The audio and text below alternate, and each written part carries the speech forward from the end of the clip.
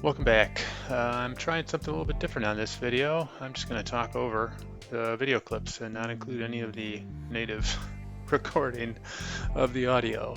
We're going to do inside milling today.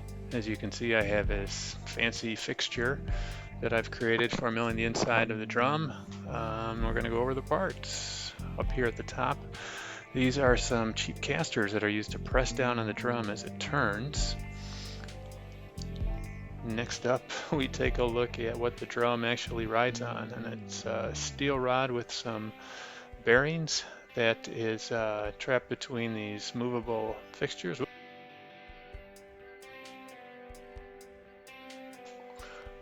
Finally, we have the rails that ride along the bottom part of the fixture, and this is actually what the router rides on top of. And as you can see, this thing will slide back and forth in the fixture. Well, maybe you'll see it in a minute. I thought I slid it back and forth in the fixture. Oh God, help me. There we go. See how it moves? So as the drum turns, the router moves. Now I'll attempt to mount the drum into the fixture, and oops, that top part is in the way. So I forgot I have to take that apart in order to get the drum in, after which I will replace it and hopefully get good downward pressure on the drum. There I am, putting the rails back in, putting the router back in, demonstrating how the drum turns as the router moves, all in fast motion. Now we're back here at the front of the fixture.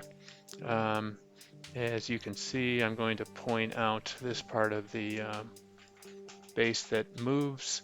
I've got some threaded inserts in the plywood base that allow that to move, and as you can see, the part of it is slotted as well, so I can get somewhat of a fine adjustment depending on the depth of the drum.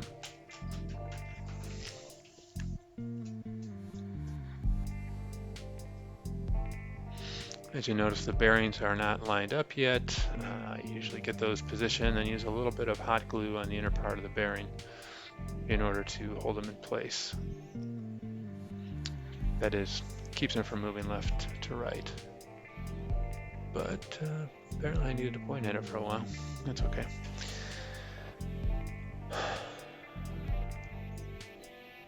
As you can see, I did not do a good job of lining up the casters on the top when I adjusted for this size shell.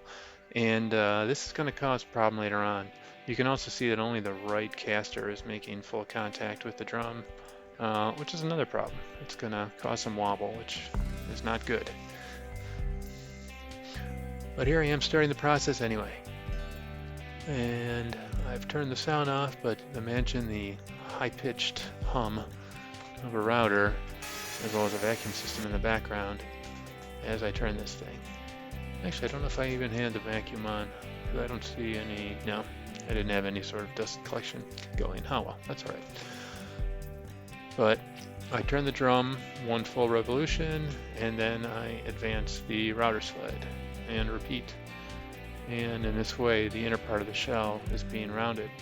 You can see already that the shell is kind of wobbly there, and I suppose part of that is due to the fact that it's not symmetrical yet, even though we turn to the outside of the drum and the outside is perfectly circular. Because of the alignment of the discs on the outer turning, it might not have been perfect, and so the inner is slightly less than symmetrical right now. Here's a quick shot at what's been cut away so far. The router bit wasn't set very deep, so I'm only getting the thickest parts of the shell as I turn it on this first pass.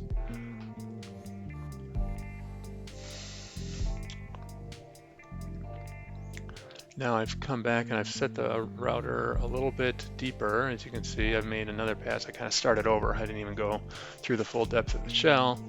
And I'm getting better results, but I'm still getting some wobble. You can see it's not the cleanest looking cut there, even on the freshly cut part. And I demonstrate here how much it wobbles. And I decide at this point that I've got to make some adjustments.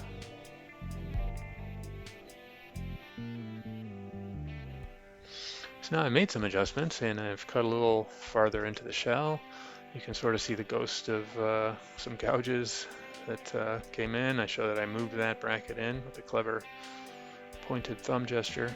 I did adjust both the bracket at the top, that 2x4 bracket. I shimmed it so that it would provide more pressure onto the drum. I also used pliers to squeeze the caster brackets together so the wheels would roll more true than they were. So that's a little better than it was, but they're still not symmetrical on the drum, which, you know, not the greatest thing. That weight there is just kind of a counterbalance to the weight of the router. I've got them on both sides. And I'm showing here that I've got it down to 7/16. I want it to go another 16th. And that'll be just one more pass.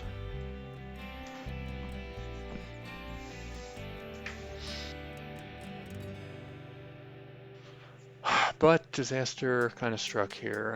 Again, due to the wobble of the shell, or possibly due to the fact that the router came loose from that sled. I had used hot glue to hold it down.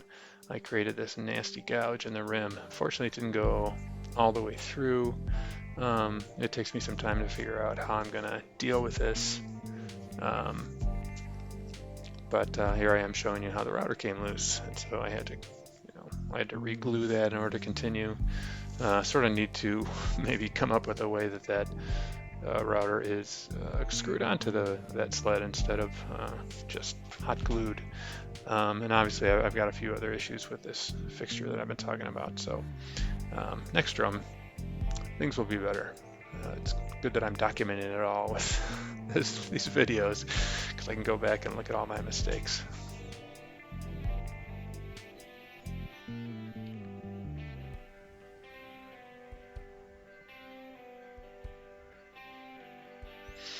But I have to finish that pass that I'm on, so I didn't film that last part of it. I got done and threw my hands up in the air and said, "Thank God, I'm done with that part." I pulled the drum off of the jig, and the live audio here just lamented for a while, so I'll spare you that.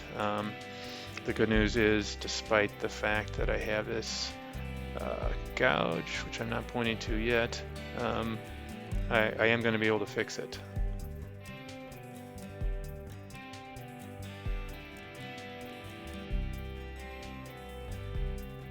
For it, you can see how the inside of the shell is not very nicely milled either. I had to do a lot of sanding.